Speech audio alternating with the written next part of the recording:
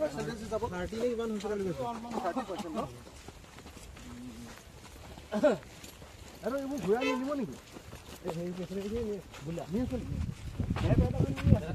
নি আছে ন লাইনটো তো বহুত পইচা যাব ন ইয়াত কবাত কাম কৰিছিন হেঙাই কবাত কাম কৰি আছে নি এটা কোম্পানী মাজুলী নহয় কবাত কৰিছে আমি বুলি নাই কোৱা কি আগাৰে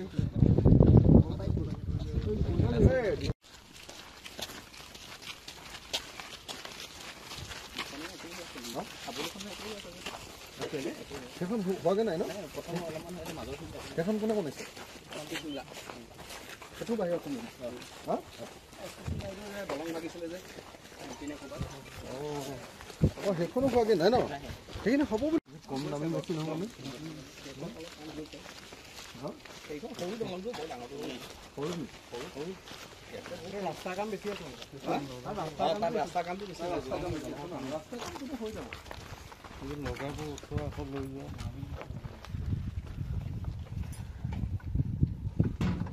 চকা ঘূৰিবনে নুঘূৰে ঘূৰিবনে নুঘূৰে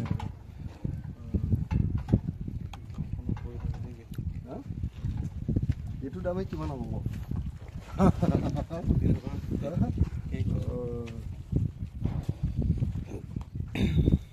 এহেঁতি কিমান বিল উলিয়াই নিয়ে জানেনে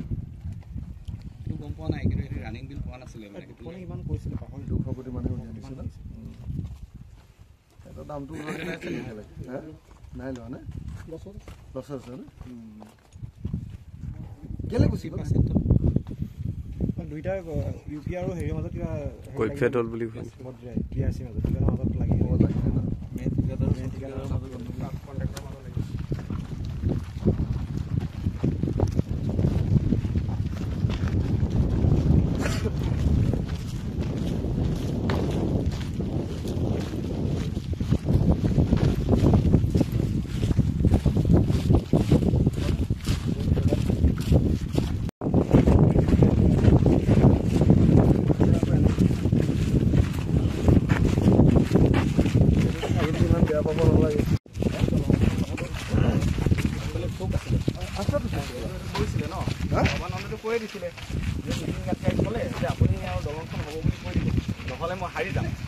নীতিন গাডকাৰীয়ে ডাইৰেক্টলি কৈছে ন কিমান নম্বৰ দিব 10 যে বেছিভাগে আলুগুটি দিছে বেছিভাগ মানুহে 90% মানুহে কৈছে যে কোনোবাই নিগেটিভ দিছে -10 কোনোবাই 0 দিছে কোনোবাই -1 -2 -3 দিছে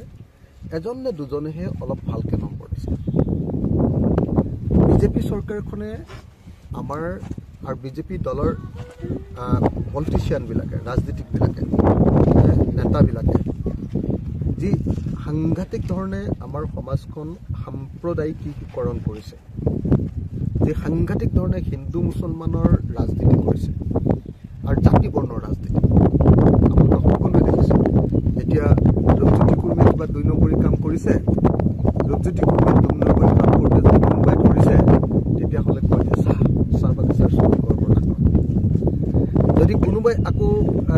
অন্য এজন মানুহক ধৰিছে অন্য এজন বিধায়কক বা আমাৰ উপাধ্যক্ষক যেতিয়া ধৰিলে উপাধ্যক্ষই সঁচাকৈ বেয়া আচৰণ কৰিছিলে আমি দেখিছিলোঁ যে উপাধ্যক্ষই মানে সঁচাকৈ চৰকাৰী পক্ষ লৈছিলে নিৰপেক্ষতা অৱলম্বন কৰা নাছিলে বিধানসভাৰ নুমল মুমিন ডাঙৰীয়াই তাৰ বিৰুদ্ধে যেতিয়া মানুহে মাত মাতিছে তেতিয়া কৈছে যে এইটো মানে জনজাতীয় ওপৰত মানে এই চৰকাৰখনে ইমান উন্নয়নৰ কথা কৈ থাকে মুখেৰে হাতশাল বাই থাকে কিন্তু দেখা গৈছে যে তেওঁলোকে উন্নয়নক লৈ ৰাজনীতি কৰিবলৈ সাহস নকৰে তেওঁলোকে হিন্দু মুছলমানৰ ৰাজনীতি কৰে তেওঁলোকে জাতি বৰ্ণৰ ৰাজনীতি কৰে আৰু তেওঁলোকে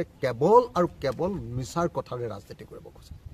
সেইকাৰণে ডেফিনেটলি যুৱ প্ৰজন্ম সম্পূৰ্ণৰূপে এতিয়া এই চৰকাৰখনৰ ওপৰত অসন্তুষ্ট সম্পূৰ্ণৰূপে অসন্তুষ্ট সাম্প্ৰদায়িক ৰাজনীতি চাওকচোন মই এজন হিন্দু মানুহ কিন্তু পেট্ৰলৰ দাম মুছলমানতকৈ কম কৰি দিয়া নাই আজি নিমখৰ দাম 2 টকাকৈ পৰা গৈ 20 টকা হ'ল মুছলমান মানুহজনৰ কাৰণেও খ্ৰীষ্টান মানুহজনৰ কাৰণেও 20 টকা আৰু মই হিন্দু মানুহ অসমীয়া মানুহ হিন্দু একদম জাতে পাতে হিন্দু মানুহ এটা অখিল গগৈ মোক কাৰণেতো একেই 20 টকাই নিমখৰ দাম গেছ সিলিন্ডাৰ 414 টকা আছিলে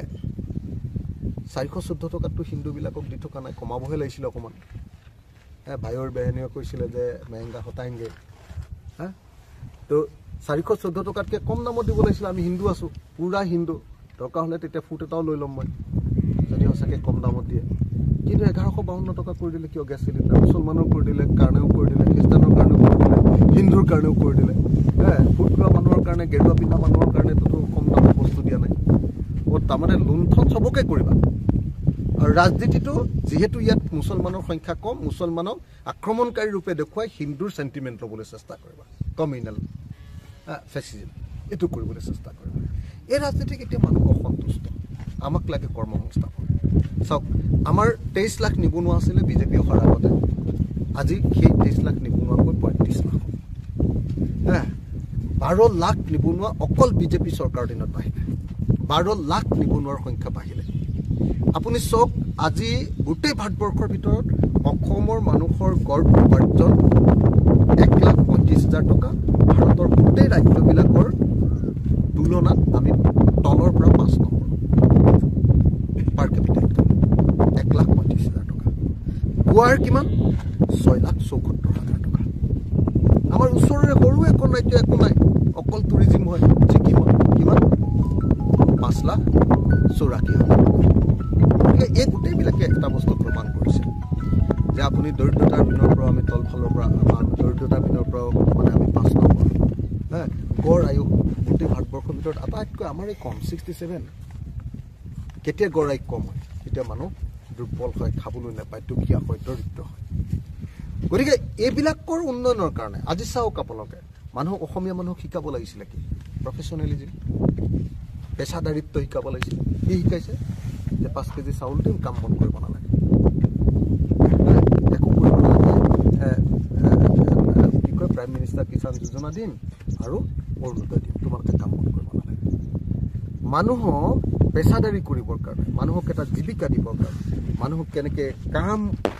কৰিব লাগে তাৰ শিক্ষা দিবৰ কাৰণে কোনো ব্যৱস্থা নকৰি কেৱল ভোট বেংকৰ ছাত্ৰ কেৱল ইলেকশ্যন জিকাৰ ক্ষেত্ৰত ছাত্ৰ এই কাম কৰিব